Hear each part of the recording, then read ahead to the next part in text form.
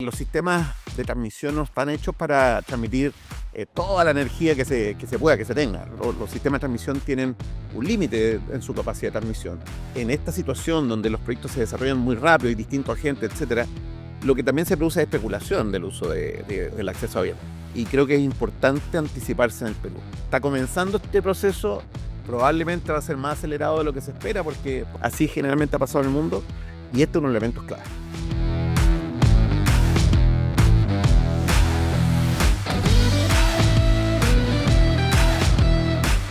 Hola, bienvenidos a esta nueva edición de nuestro espacio Conecta COES, espacio diseñado para informar, para hacer llegar a ustedes información, datos importantes del sistema eléctrico, del sistema de energía en general y también discutir temas de actualidad de interés de todos.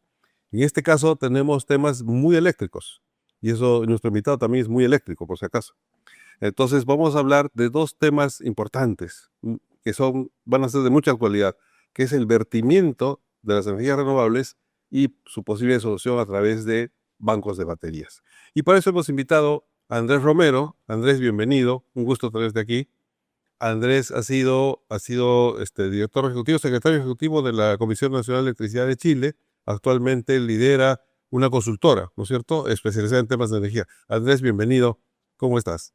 César, muchas gracias por la invitación. Realmente me siento muy honrado de que me hayan invitado a tu espacio y además aprovecho de felicitarlos porque siempre este tema de los electrones pasa a ser un tema de ingeniería difícil, pero hay que tener el esfuerzo de tratar de traducirlo para que la gente lo entienda de una manera más sencilla. Así que ojalá que podamos cumplir con esa misión y no nos enredemos tanto en los tecnicismos. Sí, no nos dejan salir, nos cortan la salida. Andrés, primero cuéntanos un poco qué hace la Comisión Nacional de Electricidad en Chile, a diferencia, por ejemplo, de nuestros reguladores, INERMIN y el Ministerio de Energía y Minas. ¿Cómo es la organización? Bueno, tiene bastante relación con NOSINERMIN. En realidad, la Comisión Nacional de Energía es el organismo regulatorio del sector energético. Por lo tanto, participa de todos los procesos tarifarios para determinar las tarifas de transmisión, del valor de distribución. También interviene en los procesos de compra de suministro para las distribuidoras eléctricas. En general, establece toda la normativa técnica que tienen que cumplir los distintos agentes del mercado de la energía.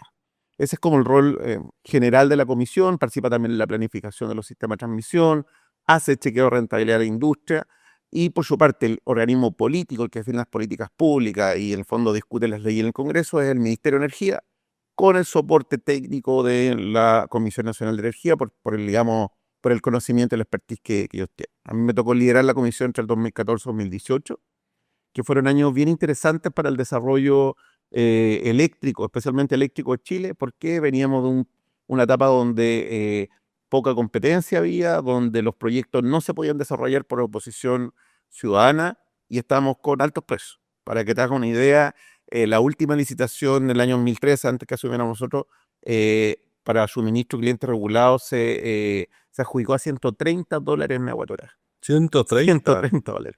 Eso proyectaba que las cuentas iban a subir más del 50% en los siguientes años. Y por lo tanto hicimos varias reformas que lo que lograron fue abrir la cancha a nueva competencia. Esto también se combinó con una reducción de los precios de las tecnologías renovables variables como la solar y eólica. Y se logró, digamos, llevar a un mercado competitivo a precios más razonables. Primero bajamos $80, 50, después terminamos en licitaciones como $35 megawatt hora. Creo que se produjo en ese momento la inflexión en el mercado eléctrico chileno hacia una transición, pero la verdad las cosas es que esta transición energética es mucho, mucho más rápida, o por lo menos fue mucho más rápida en Chile de lo que cualquiera esperara. Hay un aprendizaje súper importante que uno es rescatar esa experiencia y decir, bueno, qué decisiones no se tomaron en Chile en su momento y que llevaron finalmente a, por ejemplo, temas como los que vamos a hablar del vendimiento de energía. Justamente. Así que eso, yo hoy día lidero una consultora que es Valgesta. Valgesta tiene presencia regional. Abrimos oficinas en Perú en julio pasado. Tenemos ya un equipo de ingenieros locales porque creemos que acá van a pasar las cosas los próximos años, así que estamos muy expectantes del desarrollo energético del Perú. Qué bueno, Andrés. Pero me surgen preguntas respecto de la CNE. Por ejemplo, no tiene rol fiscalizador, ¿no es cierto? No fiscaliza. Hay un organismo independiente que es la Superintendencia de Electricidad y Combustible. Ya porque acaso INERMIN tiene las dos funciones. Y la otra importante es, Cuando los agentes no están de acuerdo con alguna decisión de la CNE, ¿tienen una instancia a donde recurrir? Sí, creo que hay un gran avance en la legislación en el año 2004, ya lleva mucho tiempo. Nosotros contamos con un panel de expertos permanente. Es totalmente independiente del gobierno, de la empresa. Está compuesto por 7 miembros, que son 3 ingenieros, 2 economistas y 2 abogados. Por lo tanto, se reúne todo lo que es la regulación, el derecho, la economía y la ingeniería.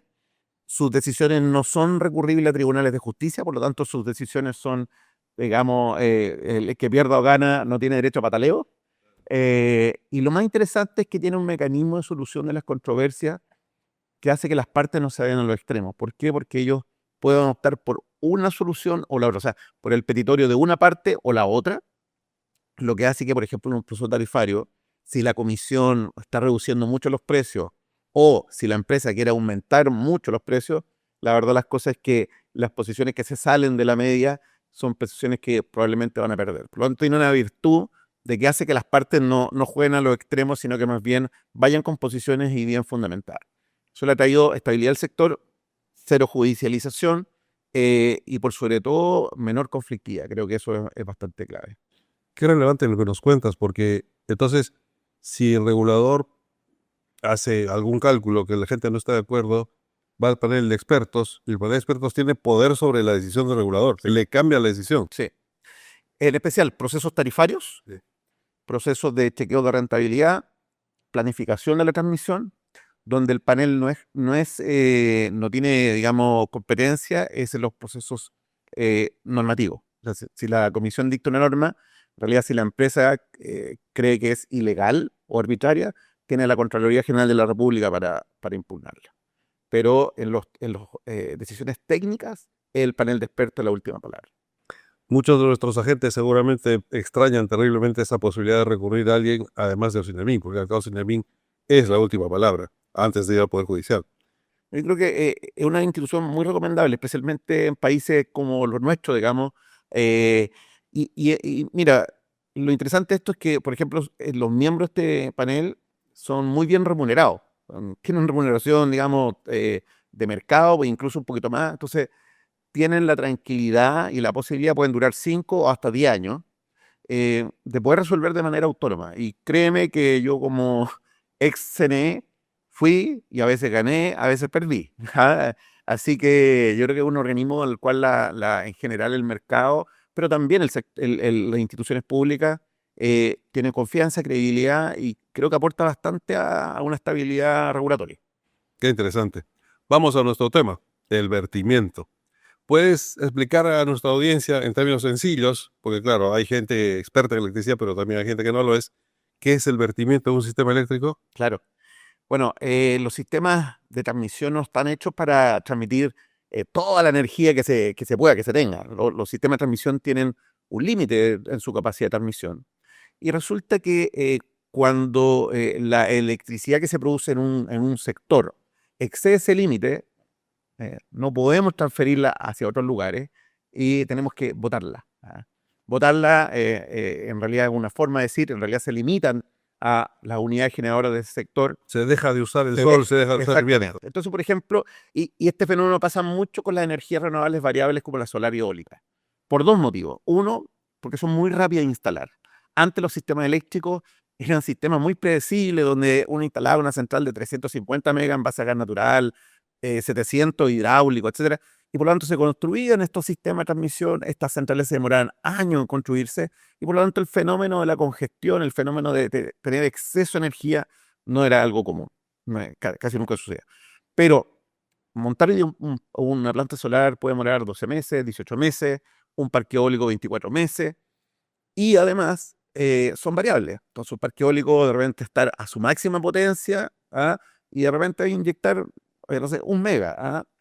Estuvo durante horas inyectando 80 megas, ahora inyecta 1. Entonces, esa variabilidad hace que haya momentos, por ejemplo, en un momento donde hay mucho sol, y están todas las plantas fotovoltaicas, y en su sector también hay eólica, pero también hay hidráulica, etcétera, donde la energía sobre. Y lo que tiene que hacer el COES es decir, señores, no podemos transmitir todo esto y empieza a cortar. Y la verdad las cosas es que es un fenómeno indeseable en el sentido de que se está perdiendo energía, muchas veces energía limpia, ¿ah? Las máquinas térmicas no se pueden limitar de una manera tan fácil porque tienen ciertas restricciones. Cuando estamos botando energía limpia al sistema, pero también estamos generando consecuencias económicas. Y eso hace que los agentes empiecen a tomar decisiones económicas más complejas, que los precios no sean los más eficientes posibles. Pero a su vez, tampoco podemos hacer redes de transmisión, digamos, infinita. ¿Por qué? Porque no es posible y sería muy caro. Por lo tanto, ahí hay una regulación del mercado que tiene que comprender, digamos, hacia dónde está avanzando la generación y cuáles son los riesgos que está teniendo. Pero por otra parte, también yo creo que hay que hacer un análisis de las reglas que tenemos. O sea, las reglas que tenemos fueron inventadas para sistemas eléctricos que funcionan de una manera totalmente distinta a cómo empiezan a funcionar ahora con la transición energética. Y es por eso que creo que hay que intervenir. Y hay otro motivo para que haya aumentado el fenómeno de vertimiento, y es la concurrencia de las energías renovables variables, porque el sol se concentra en determinadas zonas geográficas, el viento se concentra en otras. Antes no era así, la hidroeléctrica sale por aquí y por allá, la térmica se pone donde más conviene, etcétera, etcétera. Entonces esto es un tema que complica más. Y de hecho, en Chile, el ejemplo máximo es el norte de Chile, ¿no es cierto? Efectivamente, el desierto de Atacama ofrece, digamos, condiciones bastante excepcionales para poder producir electricidad con sol. Es seco, tiene una poca variabilidad en términos digamos, de nube, etcétera. Por lo tanto, es un lugar donde los factores de planta que alcanzan, el factor de producción que alcanzan las plantas solares son muy buenas. Y claro, todos se fueron a producir energía en el norte solar, pero no teníamos la capacidad suficiente de transferir toda esa energía hacia los centros de consumo, que especialmente la zona centro-sur del país. Eh, Ahora, sí es bueno considerar que tanto Perú como Chile tienen una ventaja respecto, por ejemplo, a otros países como Colombia, que es que nosotros tenemos señales de precio distintos en cada nudo del sistema. Claro, Y precios nodales. precios nodales, exactamente. Y eso hizo, por ejemplo, en Chile, que mucha gente que primero corrieron hacia el norte y dijeron, a ver, si nos instalamos al lado de Santiago, que no tiene tan buenas condiciones de sol como el norte, pero que las condiciones de precio, porque el consumo está ahí, son mejores, bueno, en la ecuación del P por Q, prefiero reducir un poquito la cantidad, pero el precio va a mantenerse asegurado. Entonces, yo creo que también hay, de alguna manera, también se produjo un aprendizaje de los distintos agentes en torno a cómo estas señales de precio nodales debían marcar también la agenda de los negocios. Pero en el caso del Perú, bueno, lo ha mostrado el COES en sus mapas de calor y dice, bueno, la zona sur va a ser solar, en la zona norte está el mejor potencial de viento y por lo tanto es altamente probable que en esta carrera olímpica que empiezan a desarrollar todos los generadores haya congestiones en esa zona. Vamos a tratar el tema, pero tenemos que hacer una pausa. Hacemos una pausa para darle pase a nuestro segmento DataCoes, en el que mostramos datos, estadísticas, información relevante para el tema que hablamos y para otros temas. Volvemos, no se vayan, por favor. El vertimiento es la energía que se deja de inyectar al sistema eléctrico cuando éste no tiene la capacidad necesaria para recibirla. Esto lleva a que no se aproveche todo el recurso primario, que puede ser hidráulico, solar o eólico, disponible para la capacidad de las centrales de generación en un periodo determinado. ¿Cuáles son las causas? Bueno, puede ser insuficiente capacidad de transmisión, insuficiente demanda total o insuficiente demanda neta, que es la diferencia entre la demanda total menos la generación convencional mínima necesaria para que el sistema funcione dentro de los límites operativos, en condición normal y con seguridad ante contingencias. Como soluciones, tenemos que en la etapa de diseño se podría diseñar las centrales de generación dimensionándolas de tal manera que se adecúen a la capacidad de transmisión actual o futura. Planificar más infraestructura de transmisión a costa del titular de la central de generación o vía el plan de transmisión que elabora el COES.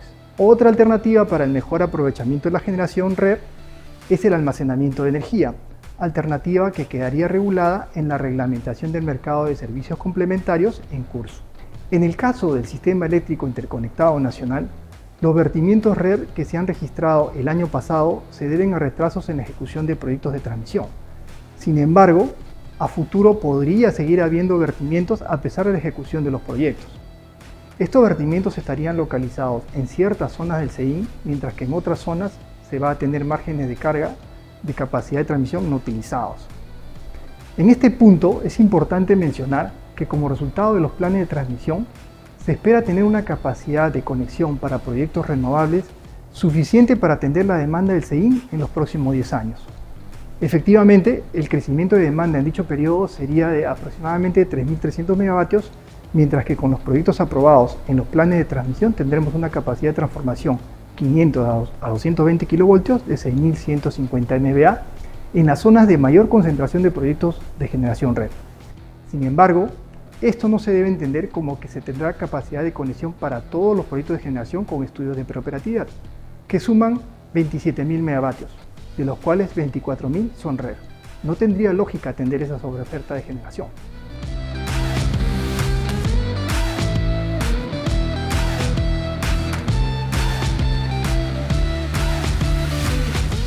Además, más allá del plan de transmisión, respecto al tema de baterías, es importante indicar que en el COES estamos explorando la posibilidad de modificar nuestros procedimientos para permitir su incorporación al sistema para el mejor aprovechamiento de la generación red y del sistema en general. Ya estamos de vuelta y muchas gracias por seguirnos. Vamos a continuar esta interesante conversación con Andrés, que estábamos adelantando ya sobre el vertimiento. Pero, a ver, en Chile efectivamente hay un enorme vertimiento, ¿no es cierto? ¿Cuánto está ahorita el porcentaje de energía vertida? De hecho, especialmente ahora en verano, está en torno al 30%. Ahora, ha mejorado esto porque se están instalando muchas baterías, digamos, Ahora vamos a hablar de baterías. que han aliviado mucho la situación, pero Sí. todavía estamos en una condición de vertimiento que es un outlier dentro de lo que es un vertimiento natural en los sistemas eléctricos que presentan países como de Europa. Ya, y acá, evidentemente, en el futuro vamos a tener ese tema. Y por eso hay unas decisiones que se podrían ir tomando. Por ejemplo, eh, creo que tanto el Perú como Chile, la inversión es totalmente libre. Entonces, mientras el coordinador y acá el COES diga que se puede conectar al sistema técnicamente, no necesitan más, se conectan. Pero eso nos puede llevar a una sobreinstalación. Esto porque yo encuentro muy difícil de creer que los agentes que han invertido en el norte de Chile, cualquier agente serio hace proyecciones, hace flujos, despachos, no va a saber que va a verter los primeros años.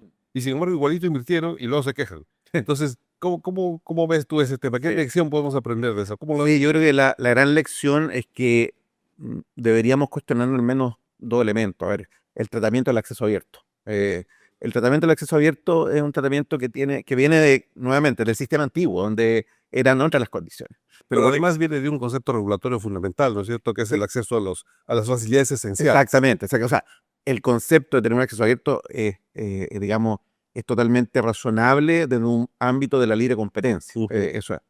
Lo que pasa es que en esta situación donde los proyectos se desarrollan muy rápido y distintos agentes, etcétera, lo que también se produce es especulación del uso del acceso abierto. En estos momentos, ¿ustedes cuántas solicitudes de conexión y acceso abierto deben tener? Más de 20.000, 30.000 seguramente megawatts. Tenemos 26.000 megavatios. 26.000 megawatts. En la base de demanda no llega a 8.000. Por eso, entonces, a ver, hay algo que es una señal de mercado errónea y equivocada. Creo que en Chile no lo trabajamos a tiempo y es por eso que finalmente en esta carrera olímpica de todos los agentes, porque piensa, los agentes todos tienen, digamos, ciertos incentivos a construir, a tener contratos, etcétera, y finalmente toman decisiones que erradas. Em, y nosotros no tuvimos la discusión a tiempo. Yo creo que una de las causas de esta sobreinstalación es que el tema del acceso abierto como que lo obviamos y dijimos, bueno, el que muera, muera como principio de mercado, pero la verdad las cosas que genera ineficiencia. Y uno de los principios básicos de funcionamiento del mercado eléctrico es que funcione con eficiencia económica para que finalmente los consumidores paguen unas tarifas adecuadas.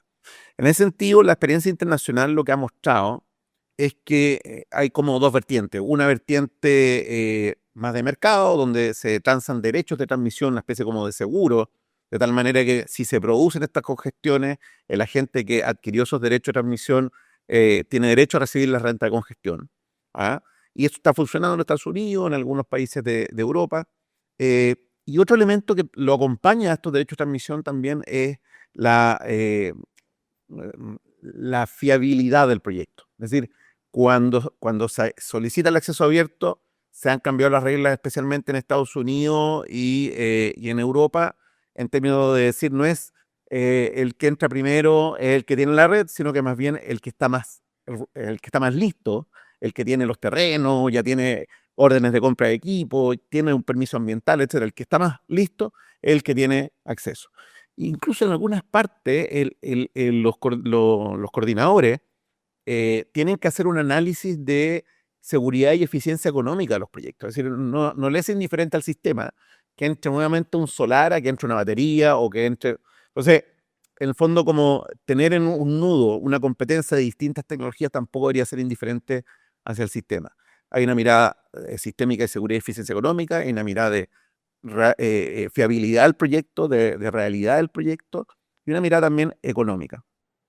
El caso brasileño y español lo que hacen también es subastar eso, no. Es decir, y también es una solución. Es decir, si yo estoy, es más fehaciente mi proyecto, probablemente voy a estar más disponible a incorporarlo en los precios correspondientes. Ya que esas soluciones son soluciones que se han tomado en algunas partes, en otros países, y que creo que van por la senda más correcta. Y creo que es importante anticiparse en el Perú. Está comenzando este proceso, probablemente va a ser más acelerado de lo que se espera, porque así generalmente ha pasado en el mundo, y este es un elemento clave. Los puristas que te escuchan van a decir, va de retro, Satán. Estás atentando contra dos principios fundamentales del mercado de competencia, ¿no es cierto? El derecho de invertir y el derecho del acceso abierto a facilidades esenciales. Pero tu visión es que si no se hace eso, se incurre al final en ineficiencia. Exactamente. Y eso está demostrado, y por eso digo que no es una discusión sacrílega. Porque al final los mercados van cambiando, uno tiene que ir adaptando las regulaciones con el objeto final. El objeto final es que en el fondo el sistema no sea ineficiente y pueda entregarle la energía más económica, segura y ojalá limpia a los consumidores. ¿Y en Chile han hecho algún cambio respecto del No. acceso? Sigue como está. Sí, sí. O sea que se van a ver. Y lo que me dicen es que cuando llegue esta famosa línea en corriente continua, que va a llegar algún día, el día que llegue, se pone en servicio, ya se topó. Sí, no. Ah, ya. A ver, lo que pasa es que, a ver, esto es tan dinámico que hace 3 años atrás uno decía sistema de almacenamiento y, bueno, están todavía muy caro, ¿no? Pero de un año para otro la situación del costo de la tecnología cambió.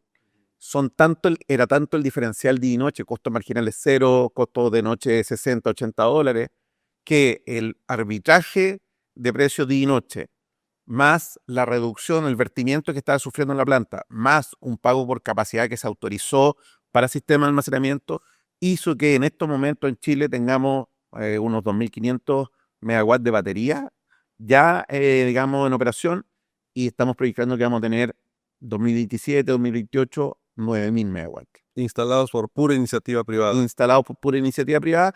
Sí hay que señalar que la señal de precio de potencia que se le dio es una señal que tiene un pequeño estímulo. Ahora, no, más que pequeño, tiene un estímulo. Y hay Pero que son tener más ojo, sostenibles. porque nuevamente estamos frente a una carrera olímpica. Claro. 9.000 megas, Ya se van a canibalizar entre baterías. O sea, total. eso es crónica de una canibalización anticipada. Usted lo ha dicho, profesor. Uy, Dios mío. Sí. O sea, siguen los problemas. No, es que por eso es interesante ver el caso de Chile, porque es una libre competencia muy feroz, digamos, pero hace que los agentes tomen decisiones que uno puede decir después, bueno, a ver, ¿esto fue adecuado o no fue adecuado? Para nosotros como Algesta, creemos que esos 9.000 megawatts, y lo hemos publicado, digamos, en análisis que hemos hecho, no son razonables en términos de que los efectos que va a tener en la reducción del arbitraje y en el segundo efecto, en la reducción del pago potencia, porque nueva potencia que sin y la torta es la misma que se reparte, va a afectar a otros agentes y a los propios sistemas de almacenamiento. Entonces, si bien es una buena noticia porque le da un poquito de mayor firmeza al sistema en la medida que van saliendo centrales a carbón del sistema, y por lo tanto podemos tener disponibilidad de energía solar de noche, tiene otras consecuencias que es importante verlas. Como esto es un sistema, la verdad las cosas sí, el libre mercado funciona y en general funciona bien, pero como un sistema y hay interacción entre gente, pero además es un servicio público, ¿ah? Y es esencial para las familias, para las empresas, claramente la intervención de la autoridad y una buena y correcta regulación es necesaria para evitar también malas decisiones o incorrectas decisiones de los agentes. Y por lo visto no hay solución perfecta. Porque se da una solución y se produce otro efecto que no se había pensado. Exactamente. Y Y otro tema que interesante también, para decir, como yo le he dicho muchas veces a la gente con la que hemos estado acá, nosotros no venimos a decir, oye, en Chile lo pasó esto y es lo mejor, no. Más bien, lo que queremos decir, hay un aprendizaje súper importante que es necesario que las discusiones las den ahora, porque cuando estas cosas explotan, es muy difícil revertirlas. Y en ese sentido, el rol de las baterías es algo que no hay que discutir en 5 años más. A pesar de que hoy día, por ejemplo, uno no vea condiciones objetivas económicas para introducir sistema de almacenamiento masivo en el Perú, no hay diferenciales de día y noche, etcétera, pero sí entregar las señales regulatorias y de precio para que los agentes puedan comenzar a definir su estrategia. Por ejemplo, si creemos que en el futuro y queremos que en el futuro las baterías cumplan no solamente un rol en energía, sino que también en potencia, en estabilidad del sistema, en aportar en inercia, frecuencia, voltaje, etcétera, y por lo tanto introduzcan la tecnología de grid forming, bueno, eso hace diseñar de una manera totalmente distinta un sistema de batería al que si yo solamente lo voy a dedicar al arbitraje de energía. ¿Por qué? Porque tengo que sobredimensionarlo, tengo que darle un espacio para que esté ahí disponible para poder aportar con estos servicios de red. Y por lo tanto yo tengo que saber qué es lo que me van a pagar. Ok, si voy a aportar inercia, si voy a aportar regulación de frecuencia, etcétera, ¿cómo lo pongo dentro de mi ecuación? Porque una parte de los ingresos va a ser energía, otra parte va a ser estos otros servicios, y por lo tanto es esencial. Es como también escribíamos un artículo, nosotros ya decíamos, hoy día exigirle a las VES que se instalaron que aporten esto, eh, eh, no es posible, porque económicamente se diseñaron de otra manera. Sí, señor, para arbitraje. Para arbitraje. Entonces yo a un BES que fue además financiado por un banco, que tiene un contrato, etcétera, y que son de 100 megas, yo no le puedo decir, bueno, a partir de ahora va a funcionar con 90 y 10 me lo va a tener que dejar. Porque claro, se podría adaptar tecnológicamente, se puede adaptar y todo eso. Pero otra cosa es que la gente me va a decir, yo hice una inversión y hoy día usted me está cambiando las condiciones de cómo el fondo, esta tecnología va a funcionar. Distinto es si me dicen, bueno, va a tener que adaptarse, pero se lo vamos a pagar y no va a tener problemas. Pero es por eso que yo creo que es súper importante, César, que los agentes puedan tener las señales económicas ex ante y por lo tanto ver cuáles son todos los mercados a los cuales puede entrar un sistema de almacenamiento. Son realmente una tecnología muy flexible que aporta mucho, pero los mercados, las regulaciones deberían ex ante, vamos a proponerle el menú. Claro. Bueno, por si acaso, arbitraje no tiene nada que ver con el fútbol, que además es un tema que no está muy bien ni en el Perú ni en Chile, Exactamente. ¿no? Entonces, arbitraje es, en términos muy simples, cuando una central almacena energía, cuando esta energía es muy barata, casi cero, de hecho el norte de Chile es cero, para soltarla de noche, que el precio ya subió mucho más, que 60, 40 dólares de megavatio hora. Claro. Ese es arbitraje. Entonces, ahí esa batería es muy rentable porque le permite vender a precios más altos en la hora que normalmente no hubiera podido hacerlo. Exacto. Compra barato, vende caro, Ese es el y asunto. además recibo por potencia. Sí, claro. Entonces, la verdad las cosas es que sí, es viable. Y acá en el Perú va a ser un poco complicado porque por la presencia del gas natural, que va a seguir marginando las 24 horas del día. Entonces no hay lugar a arbitraje. Por lo tanto, la rentabilidad para un equipo BES va a ser menor. Es una de las 3 fuentes que mencionas, pago por capacidad, que potencia, que decimos acá, arbitraje y servicios complementarios, solo va a tener 2. Entonces la cosa viene para largo. O sea, tenemos un poco más de tiempo, pero igual hay que empezar la discusión. Totalmente, totalmente.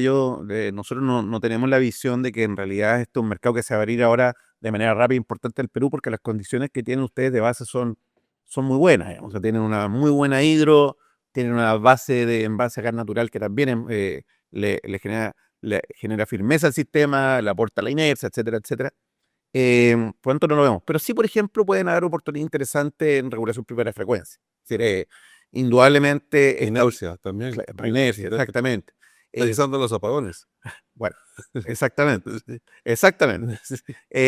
Yo creo que ahí está el nicho de negocio. Nosotros ya estamos analizando, por ejemplo, eso, porque esta obligación que tienen todos los agentes de entregar la regulación primera de frecuencia, pero con esta posibilidad de tercerizarlo, puede dar una oportunidad interesante de que una batería entregue ese servicio y en el fondo el costo de oportunidad que puede tener una térmica o una solar, puede haber un mercado interesante ahí de poder proveer de manera más eficiente el servicio. Muy bien. Bueno, se nos acabó el tiempo, Andrés. Lamentablemente, sí que podemos tener un segundo round después.